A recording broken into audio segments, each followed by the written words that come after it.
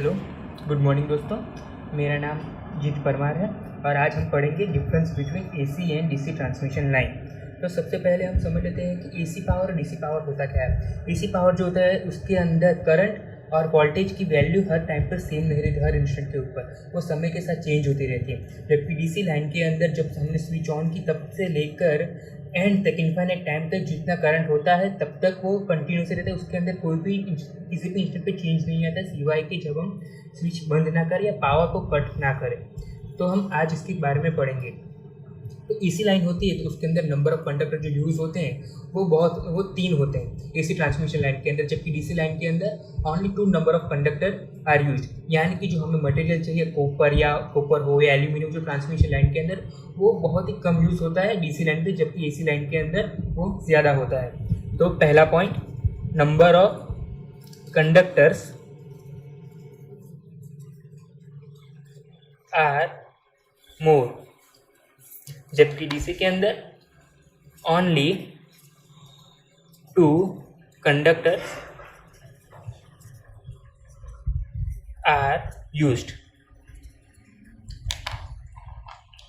तो दूसरा पॉइंट आता है कि एसी के अंदर फ्रिक्वेंसी होती है, हमारी जो इंडिया में फ्रिक्वेंसी यूज़ होती है वो है 50 हर्ट्ज। तो इंडक्टेंस, कैपेसिटेंस, इम्पीडेंस जैसे पैरामीटर्स के कारण ट्रांसमिशन के लाइन के अंदर बहुत सारे लॉसेस होते हैं। पर डीसी के अंदर ना तो कोई फ्रिक्वेंसी ऐसा कुछ भी नहीं होता, फ्रिक्वेंसी जैसा कोई भी पैरामीटर, तो उसके अंदर इंडक्टेंस, कैपेसिटेंस जैसा कोई भी पैरामीटर आता नहीं है। यानी ट्रांसमिशन लाइन के अंदर जो भी लॉसेस होते हैं वो सिर्फ और सिर्फ रेजिस्टेंस के कारण ही होते हैं। तो यहाँ पर हम लिख सकते हैं कि इंडक्टेंस, कैपेसिटेंस आर प्रेजेंट, जबकि डीसी के अंदर ऐसा एक भी पैरामीटर नहीं होता।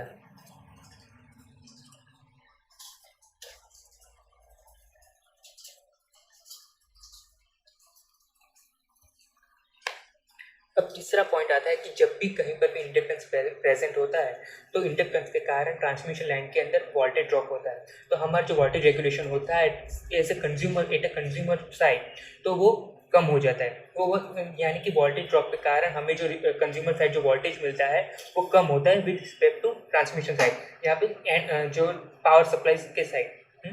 और डीसी के अंदर इंडक्टेंस होता नहीं है तो उसके कारण जो ड्रॉप होता है वो बहुत ही कम होता है और वो सिर्फ रेजिस्टेंस के ऊपर ही डिपेंड करता है।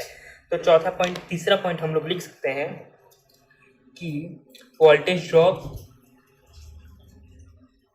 इन ट्रांसमिशन लाइन इज मोर, जबकि डीसी के अंदर वोल्टेज ड्रॉप इज लेस। अब चौथा पॉइंट आता है कि जब भी फ्रिक्वेंसी होती है तो कंडक्टर में करंट फ्लो होता है सिर्फ आउटर सरफेस की ओर, यानी कि जो इंडक्टेंस के कारण वो एक मैग्नेट बन जाता है कंडक्टर, तो बीच के सेंटर में से करंट ना फ्लो होकर सिर्फ आउटर सरफेस पर ही फ्लो होता है। तो उस इफेक्ट को कहते हैं हम लोग स्किन इफेक्ट। और इस स्किन इफेक्ट के कारण जो total area, cross section area होता है कंडक्टर का, वो रिड्यूस हो जाता है। रिड्यूस होने के कारण कंडक्टर का रेजिस्टेंस बढ़ जाता है। तो इस कारण से हमारा वोल्टेज ड्रॉप भी बढ़ जाता है कंडक्टर के अंदर। हमें ट्रांसमिशन और हमारे ट्रांसमिशन के अंदर, ट्रांसमिशन लाइन के अंदर कंज्यूमर साइड यानी कि डिस्ट्रीब्यूशन साइड वोल्टेज कम मिलता है। तो यहाँ पर हम लोग लिख सकते हैं कि स्किन इफेक्ट इज देयर,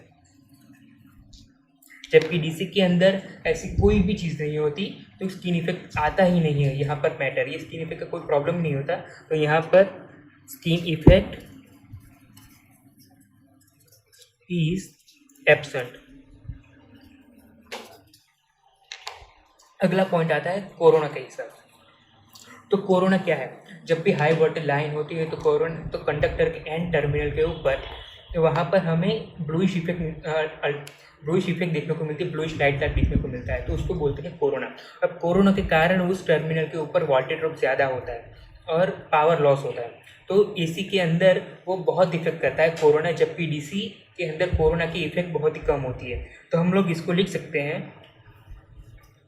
कि कोरोना इफेक्ट इज मोर, जबकि डीसी के अंदर इट्स वेरी लेस। तो अगला टॉपिक है, यानी कि अगला जो पॉइंट आता है एसी और डीसी ट्रांसमिशन लाइन के अंदर कि requirement of insulation material is more in AC transmission while there is less requirement of insulation material in DC transmission. वो क्यों होता है कि जब भी ट्रांसमिशन लाइन के अंदर फ्रिक्वेंसी आती है तो वहाँ पर कैपेसिटेंस क्रिएट होता है और कैपेसिटेंस के कारण हमारा जो इंसुलेशन लेवल है वो बढ़ जाता है। जबकि डीसी लाइन के अंदर ऐसा कैपेसिटेंस नहीं आता, क्योंकि वहाँ पर कोई फ्रिक्वेंसी नहीं है, तो इंसुलेशन रिक्वायरमेंट जो होती है वो बहुत ही कम होती है और वो भी सिर्फ वोल्टेज के ऊपर ज़्यादातर डिपेंड करती है, कैपेसिटेंस के ऊपर नहीं। तो अगला पॉइंट है इंसुलेशन रिक्वायर्ड इज मोर, जबकि डीसी के अंदर इंसुलेशन रिक्वायरमेंट इज लेस। अगला पॉइंट ये है कि डीसी जो एसी ट्रांसमिशन लाइन होती है उसका जो सर्किट ब्रेकर्स होते हैं इसका स्विच गियर मैन्युफैक्चर करना इजी होता है, जबकि डीसी लाइन के अंदर यह बहुत ही मुश्किल होता है। उसकी अपनी टेक्नोलॉजी जो अंडर डेवलप है और उसमें थोड़ा डीसी के अंदर डीसी करंट कंटिन्यूस होता है, उसमें जो स्पार्किंग होता है जबकि कॉन्टैक्ट्स ओपन और क्लोज होते हैं तो वो बहुत हाई, तो वो टाइम के साथ चेंज नहीं होते, तो वहाँ पर कोई जीरो नहीं और स्पार्किंग कंटिन्यूस रहता है। यानी circuit breaker manufacturing DC line is hard, जबकि एसी लाइन के अंदर manufacturing switch gear is easy. Switch gear manufacturing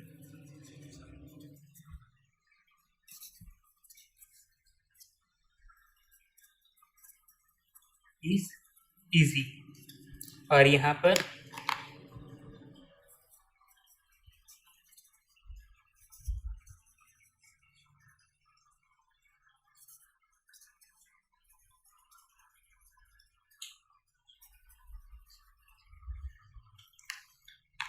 और अब इसका अगला पॉइंट यह होता है कि एसी पावर जनरेशन इजी, और हम उस एसी पावर को एसी वोल्टेज और करंट को स्टेप अप और स्टेप डाउन कर सकते हैं अपनी रिक्वायरमेंट के हिसाब से, ट्रांसमिशन लाइन की रिक्वायरमेंट के हिसाब से, जबकि डीसी के अंदर यह नहीं हो सकती, क्योंकि डीसी के अंदर हम ट्रांसफार्मर का यूज़ नहीं कर सकते।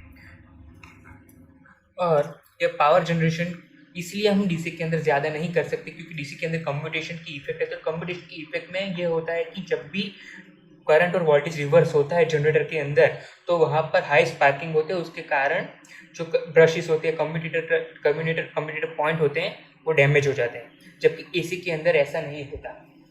ये अगला पॉइंट है कि पावर जनरेशन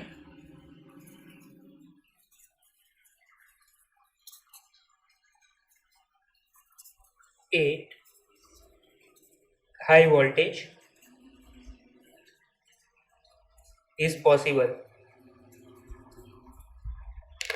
जबकि डीसी के अंदर यह पॉसिबल नहीं है।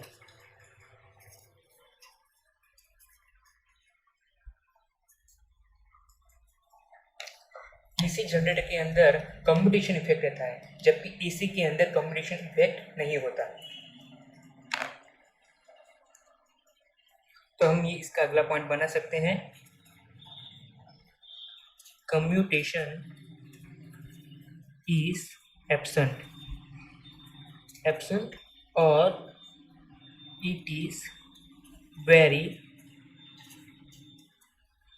less, जबकि यहाँ पर बहुत ही ज़्यादा अमाउंट में होता है।